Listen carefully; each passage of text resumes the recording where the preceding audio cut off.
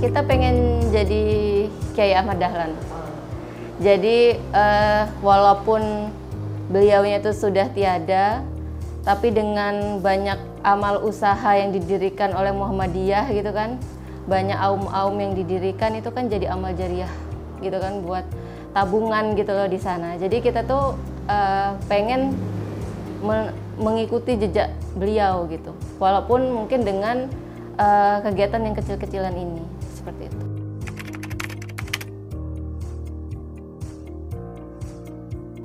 Jadi filosofi kegiatan ini ya memang kita pengen memulung amal itu tadi sih Mas.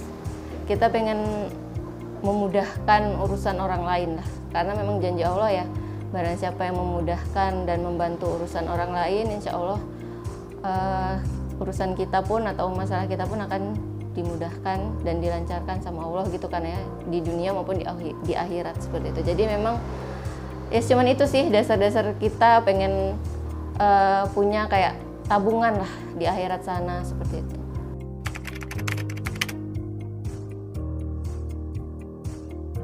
Dengan praktek semampunya dan seikhlasnya ini tetap berjalan terus, walaupun mungkin kayak di luar nalar, dan kita juga nggak tahu besaran pasien itu memberikan atau mengisi membayar ya, ibaratnya membayar jasa yang sudah kita berikan itu berapa, itu benar-benar kita nggak tahu. Tapi kita yakin Allah tuh pasti kasih jalan gitu kan ya. Memang suami ada sedikit usaha gitu, jadi saya dan suami ada sedikit usaha di bidang kuliner.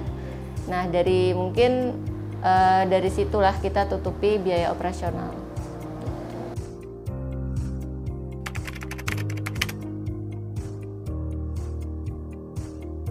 Memang di lapangan itu banyak kejadian atau pasien-pasien ternyata yang apa ya Mas, walaupun sekarang ini udah ada BPJS Kesehatan ya atau Kartu Indonesia Sehat, nyatanya di lapangan itu banyak juga pasien-pasien yang kategori menengah ke bawah, itu memang mereka tidak terdaftar atau tidak mempunyai kemampuan untuk membayar iuran bulanannya di BPJS, itu harus kesulitan, harus harus merasakan kesusahan gitulah ya dalam mendapatkan layanan kesehatan.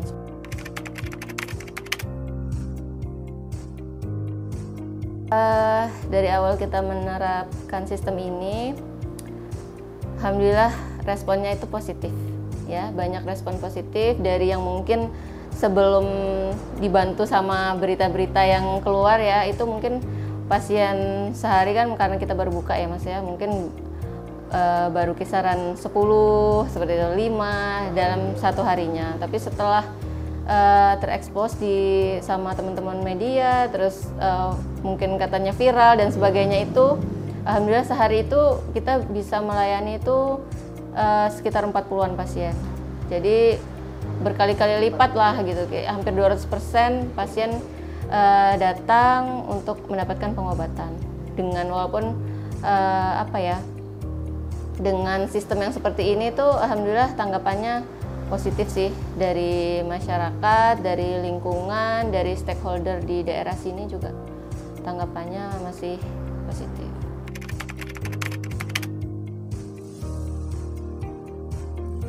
Ya itu tadi, gimana kita bisa membantu masalah orang lain supaya Allah bantu masalah kita. Karena memang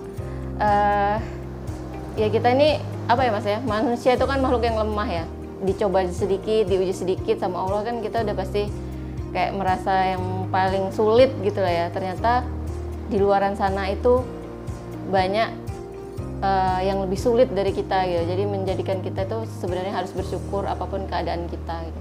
Ya memang kuncinya syukur dan sabar itu tadi ya.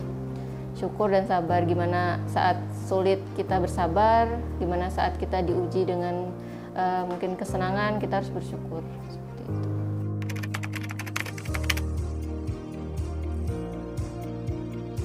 Ya harapannya dengan keilmuan yang akan kalian dapat dan miliki, harapannya itu memang tetap di jalur kebaikan, seperti itu ya. Makanya bisa dimanfaatkan di jalur yang baik seperti itu.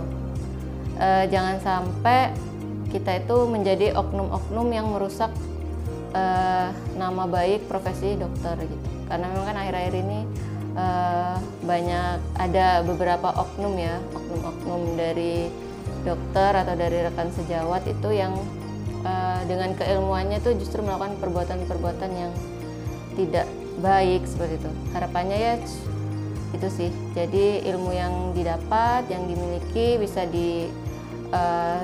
dimanfaatkan di jalur kebaikan seperti itu dan bermanfaat untuk masyarakat Indonesia.